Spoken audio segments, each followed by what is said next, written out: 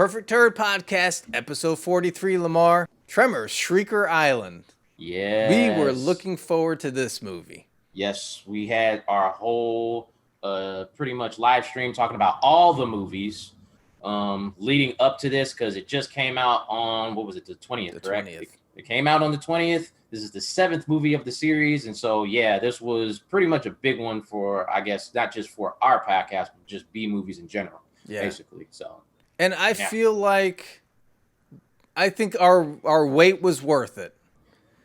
It was a solid movie. You know, basically a quick rundown, not too many spoiler about that. Basically, you have this kind of scientist asshole that set up an island full of tremors. He's also a hunter too. Yeah. He's and it's all of these guys, these rich douchey guys that just like the hunt, the thrill of the hunt. So they want to hunt tremors, graboids. Yes. And then you have that, and then you have the other researchers or scientists that are just like the good people or whatever. They realize what's going on. Now they got to do something about it. And when you got to do something about it, Lamar, who do you call? Especially when it's Tremors, it is Burt Gummer, who is, he's actually like retired. He has pretty much just separated from society altogether. He's living on a freaking island by himself. So, I mean, that's like it. Like, so obviously he comes to help reluctantly, but he comes to help. You get a new sidekick in this movie. Yeah. What's his face? Napoleon Dynamite? We never remember his name. Let's call him Napoleon. We'll call him Napoleon Dynamite. His real name is John Heder. Yeah. So he plays kind of the new sidekick. He's all right in the movie. Yeah. As a sidekick, you know, he's kind of always the same-ish and whatever you see from him. The nerdy guy. He's the nerd guy in every movie. He plays it well. He's okay in this. He's kind of like the leader of like the outfit a little bit, the younger leader, because there's another woman who is revealed to be the mother of Burt Gummer's son. What was his name again? Travis. Yeah. She actually is the one that calls him to come to the island to help out with the graboids. Said it right this time. Nope. Graboids. You said graboids. Graboids. Okay? Graboids. Sorry, everybody. Sorry, Tremor fans. I always say it wrong. I don't know why. That's funny. Yeah. But yeah, I mean, right off the bat, I will say about this movie, the production quality was pretty good. Yes. I think where this movie excelled the most is when they took a cue from Jurassic Park. That's exactly what I was thinking of. It had a lot of elements of Jurassic Park. When the graboids were more hidden and it was implied that they were there, it was really effective. When you saw them too much, the CGI was Yes. At times, But all the scenes where it was just implied and stuff, kind of just going old school, it was really effective. So really fun. Do we get into the big topic now? There's a big topic with this movie. Spoilers. Right now, if you haven't seen the movie, pause the podcast, watch the movie, and come back and join the conversation because we're getting into something really important here. Yes. So, spoiler warning in 3, 2, 1. Here we go. Yes. Burt Gummer is no longer with us, Lamar. Apparently.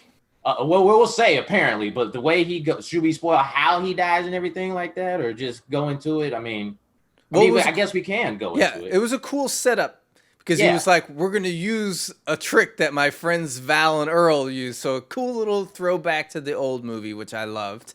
Going off of the cliff, they're going to have not the Shrieker, I was about to say the Shrieker, the graboids. The super graboid. It was bigger than any other graboid. Go off the cliff into a spike, valley or whatever like that. And then blow them up. Yep. And the thing was he was going to get them, get the graboid to chase them. Yes. And then move out of the way so he would go off the cliff. But he pushes the other guy out of the way. And then he has a great send-off, I got to say. Yes. He flips off. He gives the graboid the bird. Yes. And then, they had a really good scene where you thought maybe he was still alive, like he would pop up or whatever, but it really does seem like they've killed off this character. They had a little send off for him. They had a musical montage of all the old clips from the old movies. Very well done. Yes. So it seems like he's done, and I gotta admit, Lamar, it was a little emotional. I really love this character, and it hit hard. It was one of those things where, like you said, you were like, he's gonna be okay, right, and everything. But what really hit is when you see the hat and the glasses are left behind. Yeah, that was the biggest thing where it's like, wow, like he's just, because that's his trademark, and that's gone. Yeah. Well, it's not gone. He's just not. It's not on him anymore. So he has actually, like, Elvis has left the building. Yeah. Burt Gummer is no longer with us anymore. One of the great characters. I mean, from the first one, an unexpected character, because when you first see him, you're like, that's the dad from Family Ties. And then he's this crazy, badass survivalist. And you brought up the point that no matter what, when they call on him, he's always willing to come help and hunt the graboids and everything. He understands them, and he likes helping people. Like, you know, he's like, you know, of course, like a survivalist, but he's always like, these things are dangerous. I'm here to help you take, you know, care of the actual issue and everything. To me, this is one of the, I will put Burt Gummer up there with Ash from Evil Dead as that type of character. Like, he's that iconic to me. So it was sad to see him go. I mean, it's shocking. And I would say, I mean, I could see some reasons why they would do this. One of being maybe the actor himself getting up there in age. That's the main reason, I thought. And he's probably, it's one of those things where it's like, Sean Connery can't be James Bond forever. Yeah. You know, like, that's one of those things. But yeah, I think it was definitely age, but there were some other reasons, I guess, that theories. There's been theories. I mean, some theories that have been floating around is that they just won't make Tremors movies anymore. Like, this is not a big money maker for Universal. So if you're going to end it with a big thing. That's a theory. The other theory was that this character of Burt Gummer is that it's become toxic in this day and age. Like, that kind of right-wing survivalist character is a toxic character.